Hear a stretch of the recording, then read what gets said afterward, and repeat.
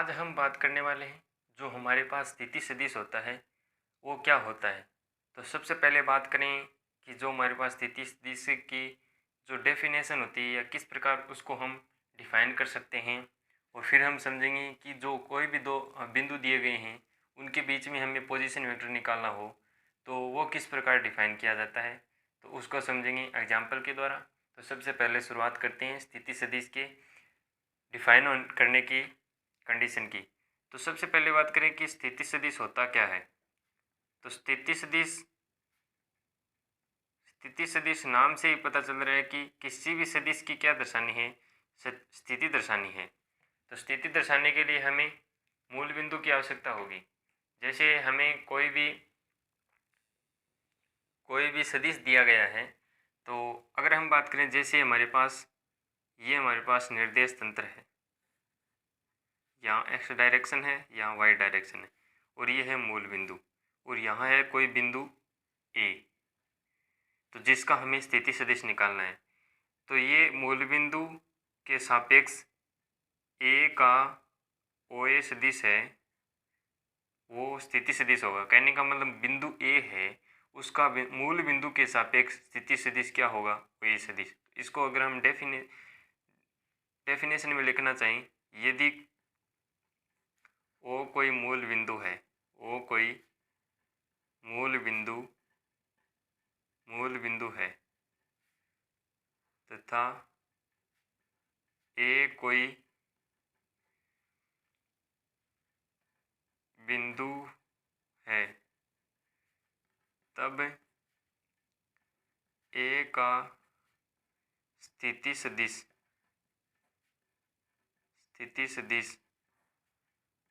ओ ए सदिश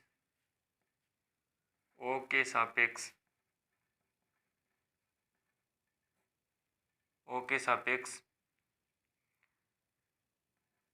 ए का position vector कहलाता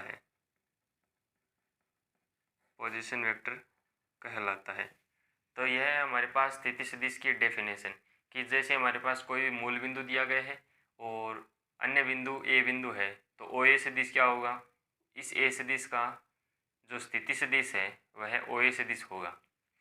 अब हम बात करें कि जो हमारे पास स्थिति सदिश है, इस स्थिति सदिश को किस प्रकार क्वेश्चन में पूछा जाता है। तो जैसे हम बात करें कि हमारे पास कोई भी सदिश है, जैसे हमें दिया गया है यदि ओ मूल बिंदु है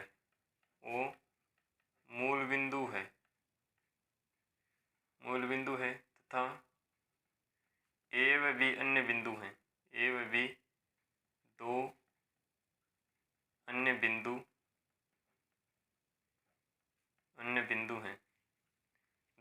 बिंदु हैं, तब हमारे पास जो ए बी होगा, कहने का मतलब ए बी वेक्टर कैसे निकलेगा। तो ए बी वेक्टर निकलेगा जो हमारे पास O B vector minus O ए वेक्टर है, इसकी सहायता से निकलेगा। तो इसको हम लैंग्वेज में लिखना चाहें तो क्या लिख सकते हैं, जब हमारे पास ए बी वेक्टर है उसका जो वैल्यू आएगा वो बी का स्थिति सदिश, क्योंकि स्थिति सदिश को अभी हमने समझा है कि ओ ए सदिश और ओ बी सदिश किस प्रकार हम डिफाइन करेंगे। बी का स्थिति सदिश माइनस ए का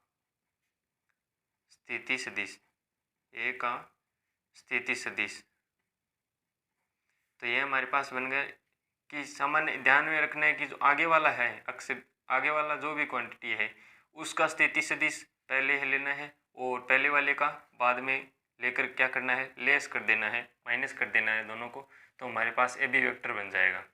जैसे हम बात करें कोई भी क्वेश्चन दिया गया है, हमें कोई भी क्वेश्चन दिया गया है, जैसे 1 नंबर क्वेश्चन की बात करें, जैसे ये हमारे पास कोई भी एग्जाम्पल दिया गया है जिसमें ए सदिश दिया गया है, हमें बी सदिश, अब की बार डायरेक्ट ए का पोजीशन वेक्टर दिया गया है, बी का पोजीशन वेक्टर दिया गया है। अब हमें याद करना है ए बी वेक्टर। तो ए बी वेक्टर कैसे याद करेंगे, जो बाद वाला है, बाद वाला फिर पहले वाले का वेक्टर लेस कर देना है। तो यह तो हम पोजीशन वेक्टर के फॉर्मूले से जानते हैं। फिर हम ज्ञात करेंगे ए बी वेक्टर को। बी वेक्टर का मान कितना है हमारे पास 5 आई कैप माइनस 2 जे कैप प्लस 4 के कैप लेस करना है ए वेक्टर। तो ए वेक्टर का वैल्यू हमारे पास है, ए वेक्टर का वैल्यू है आई कैप प्लस 3 जे कैप माइनस 7 के कैप। तो ए बी वेक्टर हमारे पास कुछ इस प्रकार बनेगा। पहले आई कैप में से आई कैप घटेगा तो 5 माइनस 1, फिर जे कैप, तो यहाँ -2 है और यहाँ -3 हो जाएगा। फिर बात करें के कैप की, तो के कैप के मल्टीप्लाई में आएगा जो हमारे पास 4 है और माइनस माइनस क्या हो गया प्लस।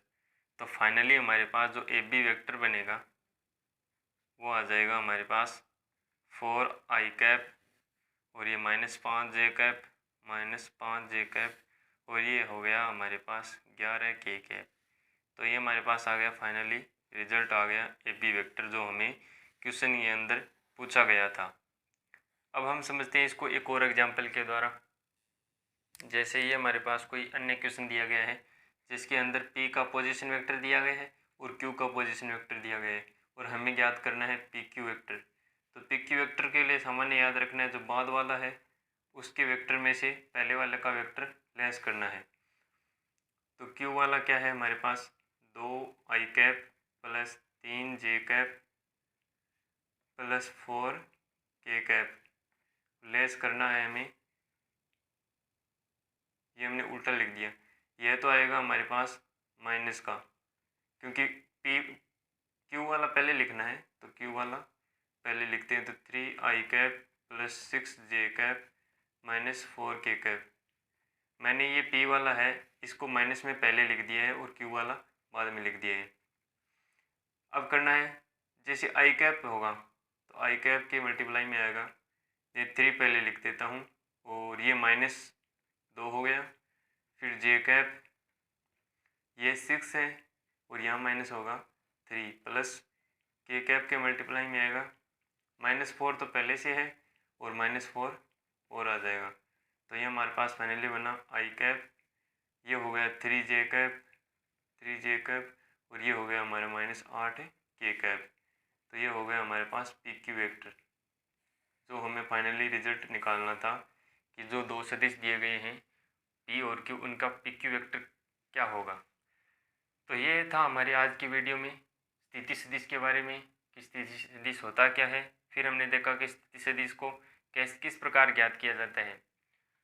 तो अगर वीडियो पसंद आई हो तो लाइक शेयर सब्सक्राइब करना ना भूलें। अगली वीडियो में मिलते हैं, तब तक के लिए जय हिंद, वंदे मातरम।